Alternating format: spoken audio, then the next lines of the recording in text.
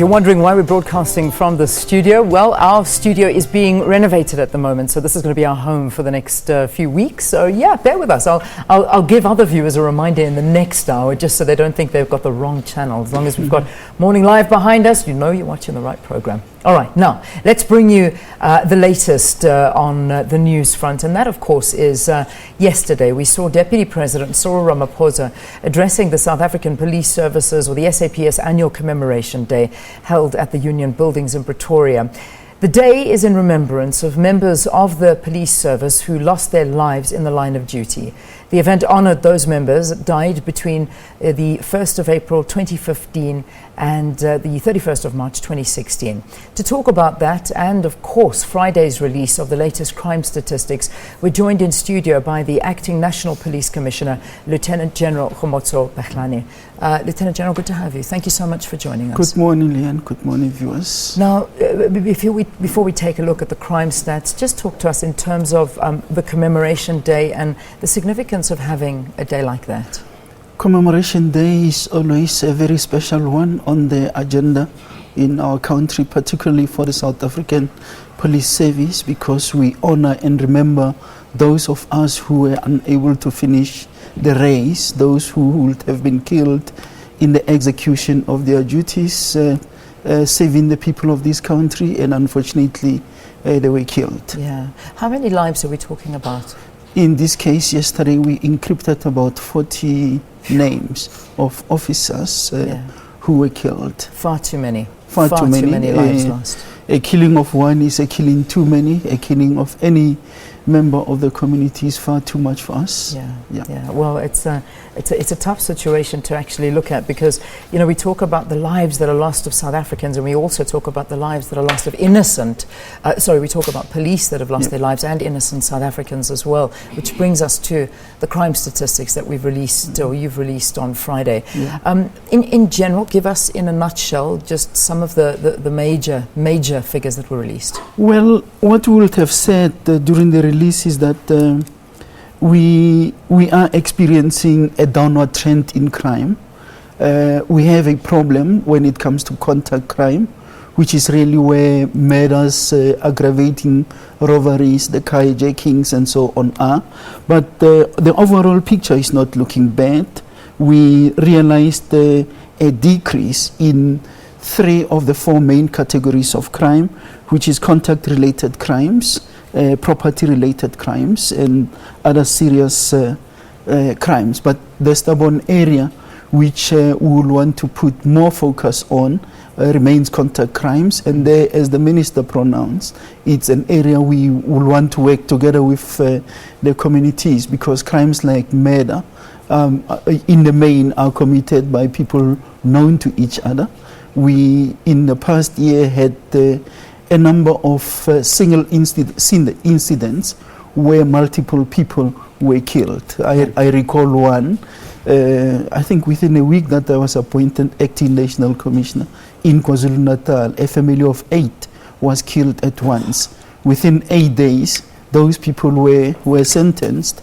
You had the Ekurhuleni area, the Zamazamas, where you get 14 people killed at once. In the Free State, similarly. So really, this is an area where all of us must be working together to bring those crime levels down. I want to go into it a little bit deeper, just to give our viewers an understanding of what we're talking about in terms of the crimes. I mean, so when we talk numbers, we can say that over the 12-month period that's been examined, 2.1 million crimes were reported to the police. Those are the figures that I'm looking at in front of me. Is that correct? 2.1 million crimes. 2.1 million counts.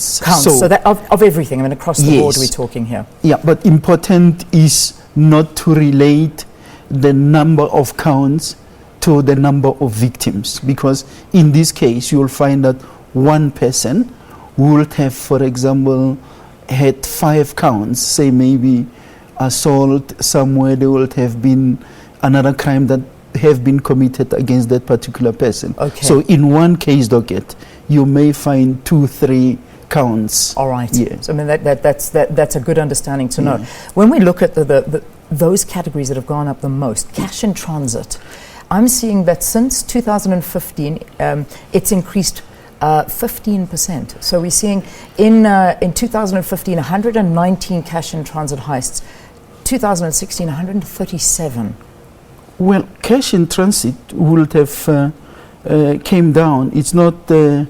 We have, for example, the car jacking. That is you being in your car. Yes. People coming with a firearm, trying to take the car away. Unfortunately, that has went up by 14.3%, which we agree it's a problem. 14,602 incidents of carjackings in South Africa in a year. Yeah, but we also have noted the shift that the cars are no more being stolen at the rate that they were before. Yeah. We suspect it has to do with the securities installed in vehicles. Vehicles are much more secured, technology is advancing, so what criminals opt to do is to locate you in your vehicle and demand the keys. Yeah. I want to also look, and I keep emphasizing the numbers because I'm trying to not just put a percentage to the fact that what I'm looking at here is that 18,673 murders took place. This has gone up 4%, nearly 5%. It's far too many. It is. But if you look at it, that same one, you'll know that it's a percentage increase compared to the years. Now, we are never going to be satisfied with that situation because the killing of any, it's a killing too much. Some of the factors that contribute here, domestic violence, where it is happening in a room, it is happening somewhere in the house where the police are not there. Yeah. But we can't shift that blame towards the victim. What is it that we must be doing as the South African Police Service, but also as the community, to try and cap such crimes? Yeah.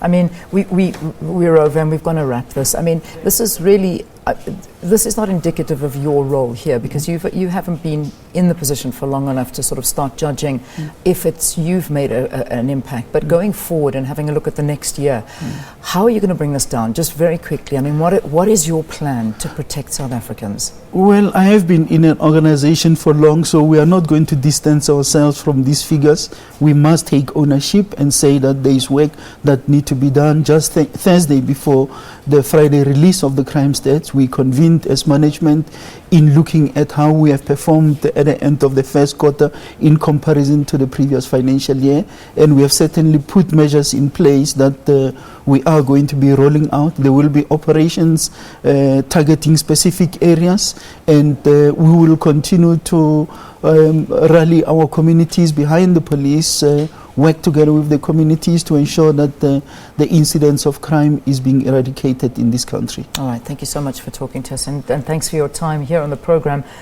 Here in studio with us is the Lieutenant General who's in charge, the Acting Commissioner, National Police Commissioner General Khomotso Phahlane. Thank you again for being with us here on the program. Let's take a quick break. We've got more after this. Stay tuned.